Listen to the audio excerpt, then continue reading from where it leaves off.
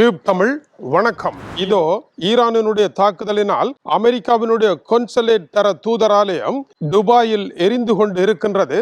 இதை தடுக்க அமெரிக்காவினால் முடியவில்லை.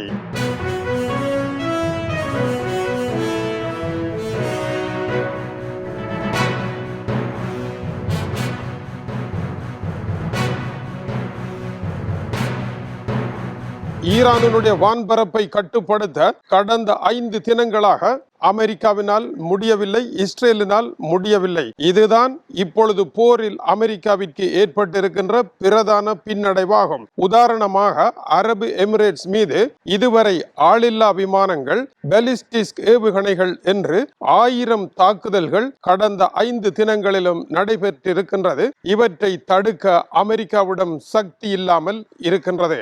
அடுத்த பெரிய பிரச்சனை ஏற்பட்டிருக்கின்றது. அமெரிக்காவினுடைய டெமோக்ராட் கட்சியினரும் கூடவே அரசை ஆட்சி செய்கின்ற ரிப்பப்ளிக்கன் கட்சியினரும் இரு பெரும் கவலைகளை காலை வெளியிட்டிருக்கின்றார்கள். முதலாவது, அமெரிக்க அதிபரினுடைய போர் என்பது முடிவே இல்லாத ஒரு போராக இருக்க போகின்றது. ஆனால் இந்த போரை விரைவாக முடிக்கலாம் என்று டொனால்ட் ட்ரம்ப் கூறியது ஏறத்தாழ பொய்யாகிவிட்டது.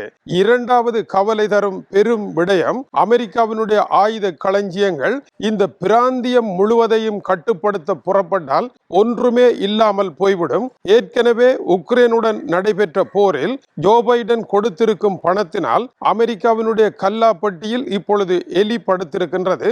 இந்த போரினால் அமெரிக்காவினுடைய ஆயுத களஞ்சியங்கள் முழுவதிலும் எலி படுக்க போகின்றது என்பது பிரச்சனையாகும். ஆனால் ஈரானை எப்படி கட்டுப்படுத்துவது? ஈரானினுடைய வான் தாக்குதல்களை எப்படியாவது நிறுத்திவிட வேண்டும் என்று அமெரிக்கா 2000 இலக்குகளில் இதுவரை தாக்குதலை நடத்திவிட்டது. 2000 இலக்குகளில் தாக்குதல் நடத்தியும் வான் தாக்குதல் என்பது நடைபெற்று கொண்டிருக்கின்றது. எப்படி? 2000 இலக்குகள் என்பது சாதாரண ஏவுகணை இலக்குகள் தான். ஆனால் பார வண்டிகளில் அவர்கள் ஓடி வந்து தாக்குதலை நடத்துகின்ற பொழுது அதை தடுக்க முடியாது. பாரவண்டிகள் 2000 மட்டும் ஈரானில் இல்லை என்பது குறிப்பிடத்தக்கது. ரஷ்யாவினுடைய ஈஸ்கண்டர் ஏவுகணைகள் போன்ற ஏவுகணைகளை பாரவண்டியில் வைத்தே ஏவுதல் முடியும். இது அடுத்த பிரச்சனை. மூன்றாவதாக, மலையை கெல்லி எலியை பிடித்தது போன்ற ஒரு வேலைதான் ஈரானுக்குள் வான் தாக்குதல்களை கட்டுப்படுத்துவது. இப்படி ஒரு நிலை வரும், ஈரானினுடைய வான் தாக்குதல்கள் தடைப்படும் என்று அயதுல்லா அலி காமேனி இறப்பதற்கு முன்னரே தீட்டி கொடுத்த திட்டம் வேலை செய்கின்றது.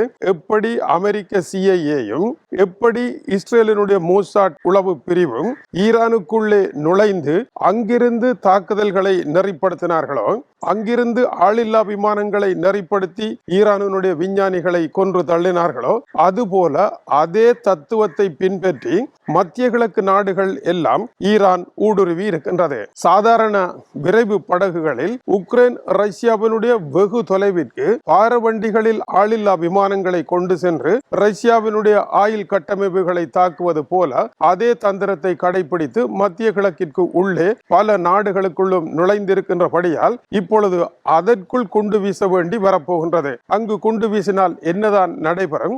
எலியை பிடிக்க கூரையை எரித்த கதையாக போய்விடும். எலி அமெரிக்காவின் கல்லாப்பட்டியிலும் அமெரிக்காவினுடைய ஆயுத களஞ்சியத்திலும் படுத்திருக்க இங்கு எலியை தேடிய என்ன பயன் என்பது அமெரிக்காவினுடைய டெமோக்ராட்டினுடைய கோப கருத்தாக இருக்கின்றது. 50,000 அமெரிக்க படைகள், 2 பாரிய விமானந்தாங்கி கப்பல்கள், அதில் 200 போர் விமானங்கள் கொண்டு அமெரிக்கா தாக்குகின்றது. இஸ்ரேலும் ஏறத்தாழ அதுபோல பெருந்தொகையான விமானங்களை பயன்படுத்தி தன்னுடைய தாக்குதலை நடத்தி கொண்டிருக்கின்றது. இப்பொழுது லெபனானின் 16 நகரங்களில் இருந்து மக்களை வெளியேறும்படி கூறி அங்கு தாக்குதலை நடத்தப் போவதாக கூறியிருக்கின்றது இஸ்ரேல். இதனுடைய கருத்து என்ன? இதனுடைய பெரும் கருத்து, இஸ்ரேல் அமெரிக்காவினுடைய ஆயுத களஞ்சியங்கள் வற்ற போகின்றன. ஆயுத களஞ்சியங்கள் வற்றினால் போரை தடுக்க முடியாது. இந்த நிலையில் அமெரிக்காவினுடைய ஆப்த நண்பனும் அமெரிக்காவினுடைய அயல் நாடுமாகிய கனடாவினுடைய பிரதமர் மார்க் கார்னே தானே வருகின்றேன் சமாதானத்தை ஏற்படுத்துவதற்கு, இனிமேல் சமாதானம் செய்ய தருணம் வந்துவிட்டது, நான் மத்தியஸ்தராக வருகின்றேன் என்று கூறியிருக்கின்றார். இளகின இரும்பை கண்டால் கொல்லன் எழும்பி அடிப்பானாம் என்பது போல அமெரிக்காவினுடைய ஒரு மாநிலமாக வர இருந்த கனடா இப்பொழுது அமெரிக்காவிற்கு மேலே இருந்து குரங்கு அப்பன் நிற்பது போல நிற்கப் போகின்றதா என்கின்ற வேதனை அமெரிக்க அதிபரனுடைய கையில் திருடன் கையில் தேள் கொட்டியது போன்ற அலற முடியாத வலியை ஏற்படுத்தி இருக்கின்றது. இரண்டாவதாக ஜெர்மனியினுடைய சான்சலர் ஃபிரெட்ரிக் மேட்ஸ் இந்த பிரச்சனையை பேசி தீர்க்கலாம் என்றும் அமெரிக்காவிற்கு என்ன ஆசை, அமெரிக்காவிற்கு ஒரே ஆசை ஈரானிடம் அணுகுண்டு இருக்கக்கூடாது. அணுகுண்டு என்றால் என்ன? பாடாத பாட்டு, பேசாத பேச்சு, வீசாத குண்டு. அதற்காக குண்டுகளை வீசி என்ன பயன்? ஆகவே அதை ஒரு மூலையில் வைத்து ஈரானும் அணுகுண்டை உருவாக்காது. ஈரான் அணுகுண்டினால் நடத்துகின்ற போரை விட இப்பொழுது நடத்துகின்ற போர் பெரும் போராக இருக்கின்றது. அணுகுண்டினால் இப்படி ஒரு போரை ஈரானினால் நடத்த முடியாது. ஆகவே ஈரானுடன் பேசி தீர்ப்போம் என்று அவர் குறிப்பிட்டிருக்கின்றார். அதேவேளை அமெரிக்காவிற்கும் ஸ்பானியாவிற்கும் இங்கிலாந்திற்கும் இடையே பெரிய மோதல் ஏற்பட்டிருக்கின்றது. ஸ்பானியாவினுடைய பிரதமர் பெட்ரோ சாnchez ஒரு விடயத்தை தெளிவாக சொல்லி இருக்கின்றார். அமெரிக்காவினுடைய படைத்தளங்கள் இங்கிருந்து இனி செயற்பட முடியாது. ஸ்பானியாவில் பெரும் பெரும் படைத்தளங்களை வைத்திருக்கும் அமெரிக்கா ஏன் செயற்பட முடியாது? நீங்கள் முடிவற்ற, தேவையற்ற, எல்லாவற்றையும் எரிக்கின்ற, இலக்கற்ற ஒரு போரை செய்கின்றீர்கள்.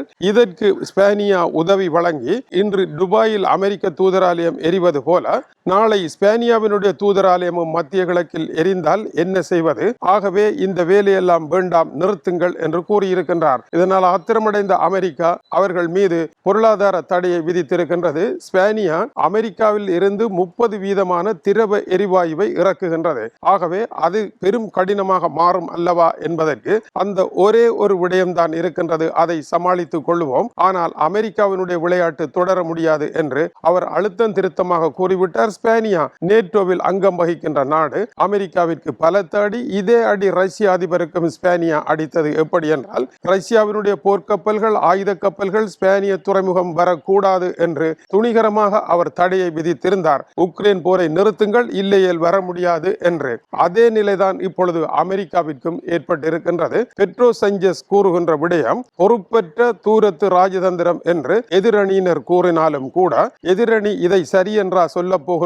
அதிகாரத்தில் உட்காருவதற்கு ஆசைப்படுகின்ற கூட்டம். ஆகவே அதை குப்பையில் வீசுங்கள் என்ற நிலையில் ஸ்பானிய மக்கள் பிரதமருடைய முடிவு சரியானது என்று சமூக வலைதளத்தில் பெருமளவில் பதிவு செய்து கொண்டு இருக்கின்றார்கள். இது அடுத்த பிரச்சனையாக இருக்கின்றது. இப்படி ஐரோப்பிய நாடுகளே அமெரிக்காவிற்கு எதிராக பின்வாங்க தொடங்குகின்றன. அவர்களுடைய வளங்கள், அவர்களுடைய தூதராலயங்கள், மத்திய கிழக்கில் அவர்களுடைய செல்வங்கள் எல்லாம் இன்று அமெரிக்கா போல, இன்று கட்டார் போல, இன்று சவுதி அரேபியா போல, இன்று துபாய் போல, அரபு எமிரேட்ஸ் போல ஸ்பானியாவும் மற்ற ஐரோப்பிய நாடுகளும் மத்திய கிழக்கில் சந்திக்க விரும்பவில்லை. ஆகவே அவர்கள் அமெரிக்காவிற்கு உதவி வழங்க விரும்பவில்லை.